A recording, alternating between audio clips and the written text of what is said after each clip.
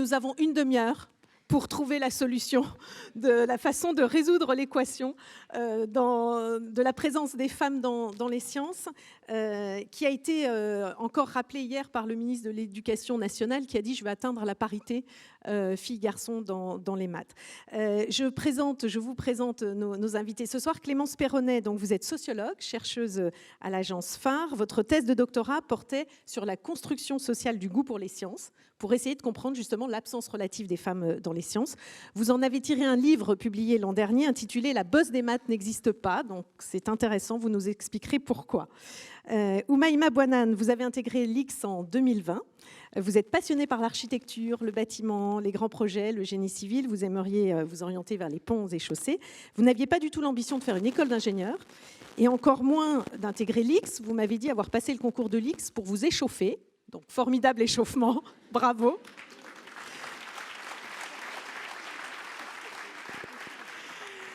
Christelle Edman, vous êtes directrice générale d'Orange. On vous a vu dans le film. Après une carrière menée dans les télécoms, 15 ans chez Alcatel, vous avez piloté Schneider Electric en France puis en Europe. Alors, vous avez confié dans le film n'avoir jamais rêvé être patronne d'un grand groupe. Et pourtant, vous êtes aujourd'hui l'une des trois femmes à diriger un groupe du CAC 40. Donc, vous nous expliquerez aussi comment ce parcours peut se faire. Olivier Andriès, vous êtes directeur général de Safran, groupe spécialisé dans les équipements et la propulsion aéronautique, bien connu. Vous avez accompli toute votre carrière dans ce secteur, chez Lagardère, Airbus, puis Safran depuis 2008. Et vous avez recruté 2500 ingénieurs cette année, dont 30% de femmes, alors qu'elles ne sont en moyenne que 20% dans les écoles d'ingénieurs dans lesquelles vous puisez vos talents. Donc, vous nous raconterez comment vous faites. Et à vos côtés, Sarah Lamaison, vous avez cofondé une start-up, DioCycle, qui a développé une solution pour convertir les émissions de CO2 en produits chimiques renouvelables. Donc là, on est bien dans la complexité évoquée dans le film à l'instant. Alors vous, Polytechnique, c'était votre rêve. Vous l'avez intégré en 2012. Vous avez fait une thèse entre le Collège de France et Stanford. À 28 ans, vous avez 6 brevets à votre actif. Vous avez été lauréate du prix Jeunes Talents France, lauréat à l'UNESCO il y a 2 ans. Et pour vous, les sciences, c'est d'abord de la créativité. Et ça, c'est intéressant parce que vous nous expliquerez pourquoi. Donc, la question qui nous occupe ce soir, c'est comment on en vient finalement à choisir une filière scientifique. Et je vais juste vous partager un chiffre, c'est qu'à l'école primaire, quand on interroge les petits garçons et les petites filles sur est-ce que vous avez envie d'aller vers une filière scientifique, 24% des filles disent oui et 25% des garçons. Donc, on est quasi à égalité. Et puis, quand on arrive dans l'enseignement supérieur, on n'a plus qu'une fille sur 5. Où sont-elles passées ? C'est vraiment l'interrogation qui se pose à nous. Alors, on parle du contexte familial notamment. Alors, Christelle Edman, je me tourne vers vous parce que, bon, je ne dévoile pas un grand secret. Vous êtes la fille aînée d'une normalienne et d'un ingénieur centralien. Vous avez baigné dans le milieu des sciences dans toute votre enfance. Est-ce que ça a été déterminant pour votre orientation ? Bah oui, parce que moi, ma maman était prof de maths, donc pour faire des maths, pour moi, c'était normal. Et honnêtement, je trouvais ça beaucoup plus facile, les maths, que tout le reste. Donc j'ai suivi la facilité. Et c'est vrai que moi, je voulais être ingénieur comme papa. Alors je rêvais de l'école centrale. Voilà, bon. Et puis j'ai passé le concours, j'ai eu l'IX, donc je suis allée à l'IX. Mais c'est vrai que c'était évident. Et donc pour moi, ça n'a jamais été anormal, j'allais dire, pour une fille de faire des sciences. Et je me souviens, ma mère, elle était abonnée à la revue Femmes et Mathématiques. Donc, je ne sais pas si ça existe encore. Mais voilà, l'école normale féminine, en l'occurrence. Et donc, oui, c'est vrai que les maths à la maison pour les... Et j'ai 2 sœurs, donc en plus, on est 3 sœurs scientifiques. Et 3 scientifiques. Donc, j'allais dire, c'était la normalité. Je ne me suis jamais posé de questions. Oumaima Bouanane, vous avez aussi toujours aimé les sciences, comme Christelle Edman. Et par contre, il a fallu qu'on vous pousse pour aller vers une carrière scientifique. Au départ, vous vouliez vous orienter vers un bac technologique. Racontez-nous un peu comment ça s'est passé et ce phénomène qui vous a pris un peu de ce phénomène d'autocensure finalement. C'est exactement... Pardon. Ça marche ? Oui, pardon. C'est exactement de l'autocensure que j'ai vécu tout au long de mon lycée et même de ma formation en prépa. En fait, au lycée, le bac technologique m'inspirait beaucoup puisque je voulais faire donc, plutôt de l'architecture et ce bac technologique était déjà plus simple. Honnêtement, la complexité m'effrayait et c'était vraiment une formation qui me permettait de réaliser mon rêve. Et j'ai eu 2 professeurs, Madame Julie Magnou et Elisabeth Evin. Je ne peux que les nommer parce que Ce sont 2 personnes qui ont influencé très fortement mon parcours et je ne serais pas ici sans elles, qui m'ont poussé à continuer les sciences. Ce sont aussi les premières personnes qui m'ont parlé de la prépa, avec qui j'ai pu échanger sur mes craintes et sur vraiment le fait d'avoir confiance en soi. C'est leur confiance en elles qui m'ont permis d'avoir confiance en mes capacités à moi et qui m'ont vraiment lancé dans ma voie. Elles ont eu confiance en vous, elles vous ont poussé à aller dans une filière générale et puis ensuite dans une prépa. Et comment en êtes-vous venu à présenter Polytechnique ? Alors oui, justement, c'est cette histoire d'échauffement. Alors, il faut savoir que en prépa, je n'étais pas parmi les majorantes, je n'étais pas non plus dernière, mais il y avait beaucoup plus de candidats qui étaient susceptibles d'intégrer l'X avant moi. Et passer un concours, ça demande de la logistique et des moyens financiers. Donc dans ma tête, passer un concours pour lequel je n'avais aucune chance n'était juste pas intelligent. Enfin, c'était le terme. Je ne voulais pas gaspiller de l'énergie, de l'argent et autres. Cependant, les concours s'étalent sur environ 1 mois et les épreuves de XENS sont les premières épreuves qui ont lieu. Et mon prof de l'époque aussi, donc monsieur Romain Lecac, cette fois. Encore un professeur qui a joué un rôle important. Ce sont vraiment 3 personnes très importantes pour moi, dont je me souviendrai vraiment toute ma vie, et qui m'a poussée en me motivant et qui me l'a vraiment présenté comme un échauffement, comme si je faisais un examen blanc, comme si je testais mes connaissances. Et c'est vraiment aussi le fait de prendre du recul, d'y aller sans cette pression et juste en ayant confiance en moi qui m'a permis, je pense, de mieux réussir que ce que j'aurais fait en étant stressée, ou en l'occurrence pas fait. Ce qu'on entend dans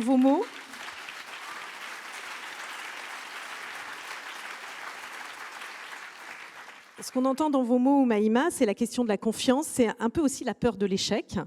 Et pourtant, on peut le dire, vos 2 parents sont médecins, ont fait donc des études scientifiques. Donc, comme Christelle Edman, finalement, vous avez baigné dans ce milieu, dans un milieu de scientifiques toute votre enfance. Donc, ça veut dire qu'il y a d'autres freins, en fait. Et Clémence Perronnet, vous avez étudié ça, vous avez regardé comment l'environnement familial, mais pas seulement l'environnement culturel, les représentations jouent sur la désaffection des filles par rapport aux sciences.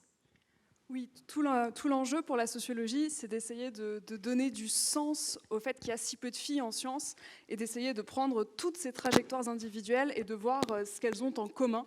Et parmi les choses qu'on trouve en commun, il y a ce que vous avez mentionné tout à l'heure, le fait que le goût pour les sciences, il disparaît chez les petites filles. Il est là à l'école primaire, il n'est plus là quand elles ont 15 ans. Donc, qu'est-ce qui se passe ? Et puis, on a aussi ce phénomène de la confiance en soi, qui vient d'être beaucoup évoqué, avec quelque chose qui est très surprenant, qui est des jeunes filles qui sont excellentes, des jeunes filles qui réussissent en moyenne mieux que les garçons, et qui, pourtant, disent qu'elles sont moins bonnes, qu'elles y arrivent moins. À résultats égaux, vraiment cette difficulté à croire en ses capacités. Et là, bien sûr, l'enjeu, c'est de dire comment ça se fait ? Parce qu'il ne faut pas supposer que c'est naturel, on ne naît pas comme ça, pas confiante en soi. Qu'est-ce qui fait perdre le goût ? Qu'est-ce qui fait perdre la confiance ? Donc c'est vraiment ces 2 questions qui m'intéressent. Et alors là, apparaissent beaucoup de choses et apparaissent bien sûr tout ce qui se passe en famille. Donc oui, la famille joue un rôle très important. En fait, ce qui est le meilleur soutien pour devenir une femme scientifique, c'est d'avoir une mère scientifique. C'est finalement ce qui marche le mieux. Parce qu'il y a tout ce qui se passe en famille, et puis il y a toute cette transmission de la culture scientifique via des loisirs, etc. Mais c'est aussi toute cette culture scientifique qui fait perdre goût et qui fait perdre confiance à énormément de petites filles, avec un mécanisme assez paradoxal. Plus les filles s'intéressent aux sciences et aiment ça, plus elles vont chercher des sciences à la télé, dans des magazines. Alors quand on est tout jeune, c'est pas sorcier, c'est Science et Vie Junior. Et là, elles vont voir une image des sciences très homogène et qui leur présente des scientifiques comme étant quasiment toujours des hommes, quasiment aussi des hommes âgés et des hommes seuls. Et tout ça, ça vient vraiment contredire ce qu'on leur dit qu'une femme doit être. Alors, c'est la question des représentations. On va y revenir. Sarah Lamaison, vous, c'est votre passion pour l'environnement qui vous a amené vers les sciences. Vous avez aussi un père médecin, mais vous y êtes venu vraiment presque par militantisme, on a envie de dire, ou par envie de trouver des solutions pour la planète. Oui, exactement. Moi, je viens du Pays Basque. J'ai perdu mon accent en prépa parisienne quand tout le monde se moquait de moi parce que je disais jaune et rose. Mais, oui, effectivement, j'ai grandi une partie de mon enfance près de l'océan. C'est très important pour moi, notamment toutes les questions de pollution au plastique initialement. Et je me suis rendu compte que les sciences étaient une bonne façon de lutter contre ça.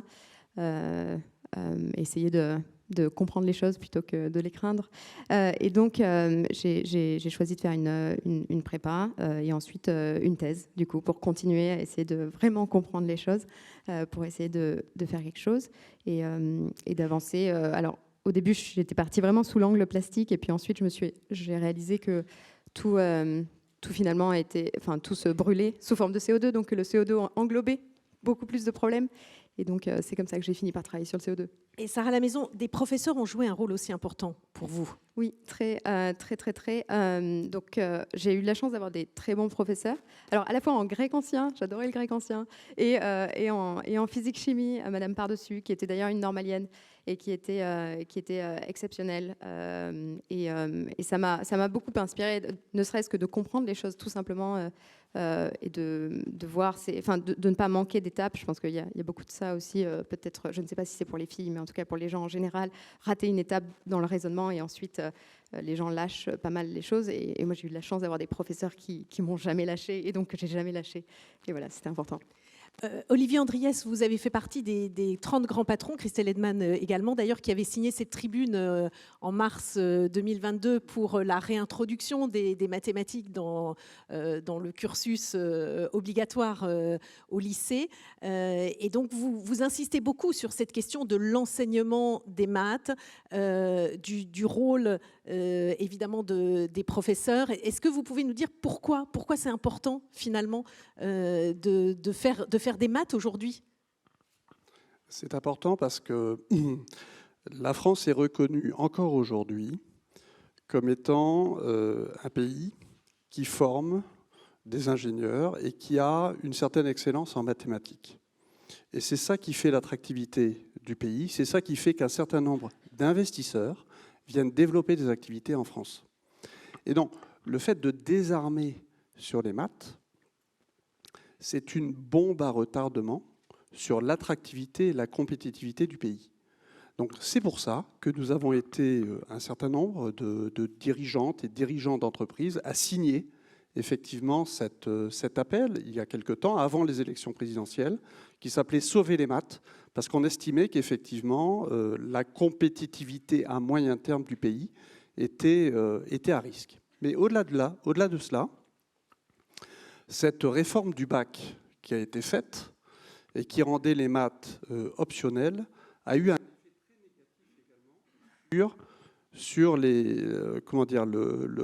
la proportion de femmes dans les filières scientifiques. En fait, en quelques années, mais ça s'est passé très très vite, en 2-3 ans, le nombre de jeunes filles dans les filières scientifiques du bac, c'est-à-dire les filières où on continue à faire des maths et les filières dites maths experts, a chuté de 30% dans le premier cas et de 50% dans le deuxième cas. Donc vous voyez, ça va très très vite. Et donc je ne peux que me réjouir de l'annonce qui a été faite il y a quelques jours par le gouvernement de rendre à nouveau les maths obligatoires, mais ça n'est qu'un premier pas très timide, parce qu'on parle d'1 heure et demie de maths obligatoires. C'est très très faible. Donc voilà, c'est un double sujet de compétitivité globale, mais c'est aussi un sujet pour les femmes, scientifique. Alors nous, on est une entreprise de haute technologie. On a environ 25% de femmes dans notre population de cadres et managers, d'ingénieurs et cadres. Pourquoi n'avons-nous que 25% de femmes?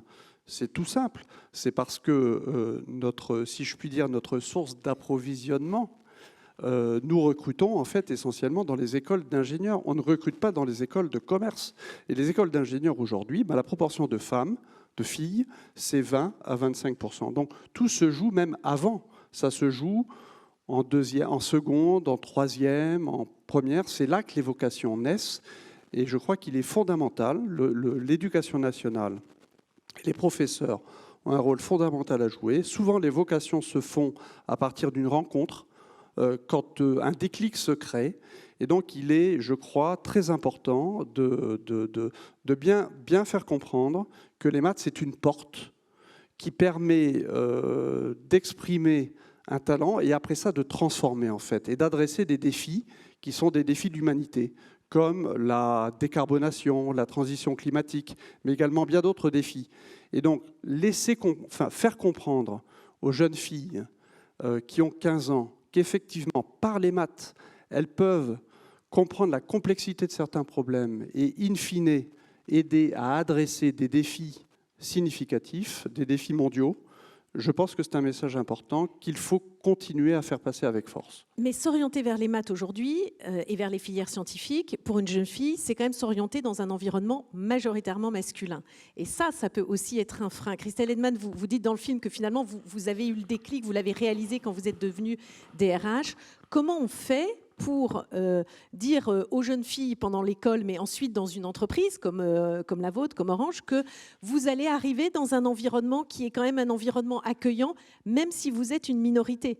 Parce que pour l'instant, elles sont minoritaires. D'abord, je pense qu'aujourd'hui, il y a une... ça marche. Non. 3. Ça y est, ça marche. Non, celui-là, il marche. Voilà. Non, mais aujourd'hui, quand on dirige une entreprise, l'enjeu numéro 1, c'est d'attirer les meilleurs talents. Et donc, une entreprise qui projetterait l'image, et ça a été dit dans le film, quand on est une jeune fille, on n'a pas envie d'aller travailler dans une entreprise où tout est masculin. Donc l'enjeu, et moi quand j'ai été nommée effectivement DRH d'Alcatel, j'entendais les discours, mais je me disais, bon, c'est un discours. Et en fait, quand on comprend les biais, et qui sont exactement ceux qui sont décrits, parce que ça commence très très tôt, c'est vrai que les femmes ont tendance à se dire, je ne veux pas échouer, et on est peut-être plus, on s'auto-censure plus. Donc il faut arriver à mettre en place des mécanismes qui vont mettre en confiance les femmes. Il faut déclarer, il faut être très engagé, et en tant que dirigeante d'entreprise, bien sûr que nous, on prend des engagements chez Orange très très clairs. On veut avoir 35% de femmes dans les équipes dirigeantes, on en est à 31,5%, donc il faut mesurer, chaque nomination compte. On est engagé à avoir 25% de femmes dans les métiers du numérique et technique, on est à 21,7%, et franchement, on gagne 0,2 points tous les ans à force de travail, etc. Mais finalement, c'est surtout pour une entreprise se dire il faut donner confiance aux femmes. Moi, quand j'étais jeune et quand je regarde, il y a des entreprises dans lesquelles je dis souvent, dans les jeunes qui me demandent mais qu'est-ce que tu ferais, les conseils, je leur dis choisissez vos managers, choisissez les entreprises dans lesquelles vous allez aller travailler. Et quand on est une femme ingénieure ou dans le numérique, il y a tellement de besoins qu'on n'arrive pas à remplir. Donc aujourd'hui, on se bat pour attirer les meilleurs talents dans les entreprises. On ne peut pas se passer de 50% des talents sur cette planète. Et quand je voyage, et Orange a la chance d'opérer dans beaucoup de pays en Europe, en Afrique, il y a des pays en Afrique où il y a beaucoup plus de femmes dans les métiers scientifiques. Enfin, au Maroc, en Tunisie, il y a plus de femmes ingénieurs que d'hommes. Donc, ce n'est pas une fatalité. Donc, ça montre bien que si on arrive à créer les bons mécanismes, et dans les entreprises, effectivement, c'est beaucoup d'engagement. Ça commence par la motivation au niveau le plus haut de l'entreprise, parce que si le CEO n'est pas convaincu, ça ne descend pas dans les étages. Et c'est un travail quotidien. Chaque nomination compte. Et quels sont les signes qu'on peut donner ou les outils qu'on peut mettre en place, que ce soit dans une entreprise comme la vôtre ou chez Safran, pour faciliter l'intégration, enfin, ne serait-ce que la candidature et ensuite la rétention des talents féminins? Ça passe beaucoup par les recrutements. On travaille avec beaucoup d'associations qui travaillent avec les lycées parce qu'effectivement, il faut donner envie aux filles d'aller dans les métiers scientifiques. Ensuite, c'est les recrutements. Et puis ensuite, c'est accompagner les femmes dans les carrières. C'est aussi parler de la conciliation vie professionnelle, vie personnelle. Et c'est vrai qu'on voit des femmes qui décrochent et qui à un moment se disent moi, je veux me consacrer à ma famille. Et donc, avoir ce discours qui permet aussi de dire mais c'est normal d'avoir envie à un moment. Donc, il n'y a pas une voie pour construire sa carrière. Et donc, on peut avoir envie à un moment de se consacrer plus à sa famille. Ça ne doit pas être un frein. Et donc là, une fois de plus, ça veut dire que dans les mécanismes, par exemple, de détection de talent ou de promotion, il faut s'assurer que le congé maternité ne vient pas biaiser les choses, que si effectivement on recrute que les talents de moins de 35 ans, et que quand on est une femme, on a 3 congés maternité avant 35 ans, on va être moins détecté. Donc c'est tous ces biais-là qui sont dans... Donc il n'y a pas une réponse, mais c'est beaucoup de choses à mettre en œuvre avec beaucoup de détermination, de la mesure, de la rigueur scientifique, parce qu'on est voilà, des scientifiques, donc il faut mesurer, il faut compter, c'est des petits progrès. Et puis après, c'est des rôles modèles, c'est faire parler les femmes dans l'entreprise, et puis c'est enlever les tabous sur oui, on a le droit, c'est normal de ne pas travailler jusqu'à 23 heures quand on a des enfants. Et donc moi, j'avoue que je dis, voilà, je vais chercher mes enfants à l'école, ou dans mon agenda, j'emmène mes enfants à l'école 1 fois par semaine ou 2 fois par semaine. Et je le dis, parce que ça fait partie aussi des symboles pour montrer que c'est possible. On peut, voilà, on peut et travailler et être épanoui dans sa vie personnelle. Oumaima, cette expérience de la minorité, comment vous l'avez vécue en entrant d'abord en classe prépa, où vous n'étiez pas très nombreuses pas très nombreuses en tant que fille parmi les élèves, et puis ensuite à Polytechnique. Comment on surmonte ça, de se retrouver dans un environnement majoritairement masculin? C'est quoi les mécanismes que vous mettez en œuvre pour trouver votre place? En prépa, je pense que c'est surtout le fait de savoir qu'on est à sa place. On n'a pas à justifier on n'a pas justifié de notre présence, on a travaillé comme les autres, et c'est ça qui nous donne notre légitimité, tout autant que n'importe quel homme, n'importe quel autre garçon ou n'importe quelle autre personne. Et c'est ça qui me permettait vraiment de me distancier par rapport aux propos, par rapport plutôt au malaise que je pouvais parfois ressentir. Et c'est aussi le fait que mes parents m'ont très vite appris l'importance des études, de manière générale, l'importance d'avoir un diplôme. Et c'est ce qui me permettra, en fait, par exemple, d'échapper à certaines situations désagréables, par exemple de la discrimination à l'embauche. Il y a énormément de personnes qui sont touchées par ça, dû à leur sexe ou dû à la diversité, leur origine. Et je sais que déjà, avec un diplôme de l'école polytechnique, j'aurais normalement pas trop à me soucier de ce problème-là, dans mon cas. Donc le diplôme est une protection d'une certaine façon. Clémence Perronnet, cette question de l'univers, vous parliez des représentations, on va évoquer la question des rôles modèles, parce que ça c'est un sujet, les rôles modèles féminins, scientifiques, ils sont très peu nombreux en fait. Oui, et c'est aussi important de dire sur le contexte que les femmes scientifiques, elles arrivent non seulement dans des milieux très masculins, mais aussi souvent dans des milieux qui sont hostiles et qui sont violents.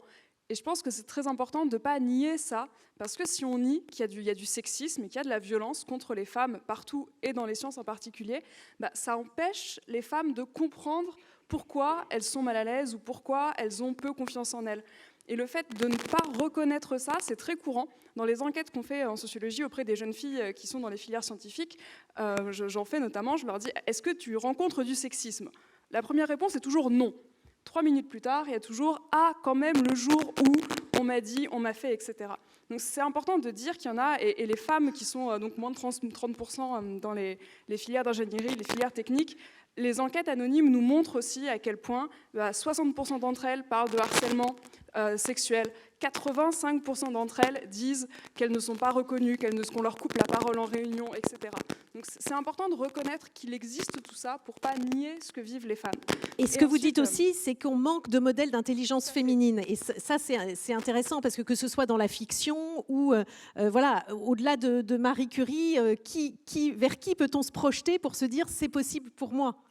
C'est la deuxième partie du problème, le manque de figures qui permettent d'imaginer une diversité d'intelligence, une diversité des modèles d'intelligence, avec, cela dit, un risque qui concourt quand on prend uniquement des femmes absolument exceptionnelles pour représenter les sciences. Parce que si on n'a que des exemples comme Marie Curie avec ses 2 prix Nobel ou que des femmes absolument brillantes, eh bien ça entrave aussi les possibilités de s'identifier, parce que toutes les femmes ne sont pas brillantes, toutes les femmes ne vont pas obtenir 2 prix Nobel, loin s'en faut. Et finalement, plus que quelques figures montées en épingle, ce qui sert et ce qui va permettre aux filles de s'identifier, c'est plein de femmes, de la plus banale à la plus brillante, de plusieurs milieux sociaux, et plein d'hommes aussi, et pas toujours ce même scientifique qu'on retrouve partout dans les dessins animés, à la télévision ou dans la fiction, d'avoir un panel d'identification possible. Alors comment on fait pour faire émerger ces rôles modèles? Olivier Andriès, par exemple, chez Safran, vous en en avez quelques-uns. Je pense à Delphine Dijoux qui travaille sur la nouvelle génération de moteurs, le moteur Rise. Vous avez Ghislaine Doucan qui dirige Safran Power Units. Donc ces femmes, vous les poussez, vous les mettez en avant? Alors effectivement, d'abord on a pris des engagements, j'ai pris des engagements vis-à-vis du conseil d'administration de Safran, d'augmenter la proportion de femmes dans la population de cadres dirigeants. On est parti d'une situation où, alors que nous avions 25% de femmes dans la population des cadres et ingénieurs, quand on regardait la population des top 500, c'est-à-dire des cadres dirigeants, nous étions à 12. Donc là, on avait un sujet, donc un gros travail à faire au niveau de la société, au niveau du groupe. Et donc, nous avons pris la décision, j'ai pris la décision, je me suis engagé d'augmenter cette proportion de 2% par an. Ce qui est certains pourraient considérer que ce n'est pas suffisamment rapide, mais quand vous regardez ce que ça veut dire que chaque départ est remplacé une fois sur deux par une femme. C'est ça que ça veut dire. C'est ça la trajectoire. Alors, il y a derrière tout ça, il y a un travail à faire sur, je dirais, l'accompagnement des jeunes talents féminins dont nous pensons qu'elles ont tout à fait le potentiel pour prendre une position de responsable et de cadre dirigeant. Mais quelquefois, il y a un petit peu d'auto-inhibition. Et donc, il faut travailler là-dessus. Et de ce point de vue-là, il est important de communiquer sur l'image du chef. C'est un point dont on n'a pas encore parlé, mais parmi les freins possibles qu'il peut y avoir chez des jeunes femmes, c'est l'image d'un chef autoritaire. Mais c'est une image qui n'est plus en lien du tout avec la réalité. Mais il est important de communiquer sur le fait qu'aujourd'hui, un chef, ce n'est pas un chef qui est autoritaire. Un chef, c'est un chef qui est inclusif, qui s'est embarqué, qui est inspirant. Et ça, les femmes peuvent le faire aussi bien que les hommes. Donc c'est important de communiquer là-dessus. Alors le rôle modèle, et vous parliez de ces jeunes, on a beaucoup travaillé. C'est important aussi pour, là aussi, propager en fait cette envie d'avoir plus de responsabilités. Et donc effectivement, aujourd'hui, la personne sur laquelle repose le futur de Safran, dans le domaine de la propulsion aéronautique, celle qui prépare le moteur de demain, le moteur qui nous permettra de faire la décarbonation de l'aviation, c'est effectivement une jeune femme qu'on met en avant et qui a toutes les qualités pour piloter ce programme. Sarah Lamaison, vous aviez un rôle modèle qui vous a tiré, aidé à vous projeter dans cette carrière? J'en ai eu plusieurs dans ma vie, je pense. Ils sont encore tous ensemble enfin bref. Excusez-moi. Donc vous en avez eu plusieurs, oui, des femmes et des hommes, en fait. C'est ça qui est important dans ce que vous m'avez confié. Parmi les hommes, oui. Parmi les hommes, donc au Collège de France, professeur Tarascon. C'était pas mon directeur de thèse, c'était celui de l'étage en dessous, professeur exceptionnel dans le monde des batteries et que je croisais le dimanche et qui avait aussi un lit de camp dans son bureau parce qu'effectivement il dormait là de temps en temps et il restait très tard. Ensuite il y a eu toujours Matt Cannon qui est un professeur à Stanford qui est quelqu'un qui recherche la vérité, qui a changé, qui regarde plein de technologies dans le monde du CO2 parce qu'il cherche vraiment ce qui est la meilleure technologie possible. Et puis, dans les femmes, si on cite par exemple Katalin Karikó, celle qui a été à l'origine, qui a fait des travaux sur le messenger RNA, bref, RNA messager, merci, et qui a conduit à beaucoup d'avancées sur les vaccins du Covid. Et je la cite elle parce qu'elle n'est connue que parce qu'il y a eu le Covid. Mais des gens comme ça, et vous le disiez, des anonymes, on va dire, de la recherche, des femmes brillantes qu'on ne connaît pas ou brillantes qu'on connaît, il y en a des dizaines et on les rencontre justement quand on fait de la recherche. Et j'enjoins toutes les jeunes filles, les polytechniciennes et les polytechniciens à faire de la recherche justement pour aller voir ces gens qui font des choses exceptionnelles dans l'anonymat le plus total, très loin de LinkedIn, dans leur labo. Merci Sarah Lamaison. Il nous reste 2 minutes avant d'accueillir la Première ministre Elisabeth Borne. J'ai envie de vous demander chacun à votre tour si vous aviez un argument choc ou une mesure choc pour convaincre une jeune fille, et on a des lycéennes dans la salle qui sont là ce soir, de choisir les carrières scientifiques, ce serait lequel? Qui veut commencer? On a 2 minutes pour vos arguments choc. Oumaïma. Je vais sûrement me répéter, mais à la manière du film, enfin, on a tous dit la même chose. On a besoin de femmes, on a besoin de représentation pour soulever des problèmes qui existent déjà, pour avoir un climat qui permet aussi de parler et de réfléchir autrement. Et c'est vraiment pour ça que j'invite vraiment toutes celles qui sont un tant soit peu intéressées à continuer dans les sciences et à vraiment continuer ce travail qu'effectuent depuis des dizaines d'années d'autres femmes avant nous. Merci Oumaïma. Christelle Envadre. Non, ça a été dit, c'est vraiment, il y a tellement de possibilités quand on démarre ses études dans les sciences que c'est la porte ouverte vers le monde entier et une infinie possibilité ensuite à la carte de chacune. Et donc vraiment, voilà, il faut y aller. C'est vraiment pas faire un choix que d'aller dans les sciences, c'est au contraire, c'est s'ouvrir à des milliards d'options. En un mot, Clémence Perronnet. Moi, je voudrais m'adresser aux hommes et aux femmes en situation de pouvoir pour leur demander que faites-vous aujourd'hui pour légitimer les jeunes filles en sciences. Et si vous hésitez, c'est sans doute que vous n'en faites pas encore assez. En faire plus. Sarah Lamaison. N'ayez pas peur de l'échec. Si vous n'échouez pas, c'est que vous n'essayez pas de repousser vos limites. Et si vous n'essayez pas de repousser vos limites, c'est que vous n'êtes pas la meilleure version de vous-même. Et Olivier Andriès, vous étiez le seul homme de cette table ronde, donc on vous laisse le mot de la fin sur l'argument choc ou la mesure choc. Je leur dirais, c'est pour vous l'opportunité de changer le monde et de transformer, d'être un acteur de la transformation du monde.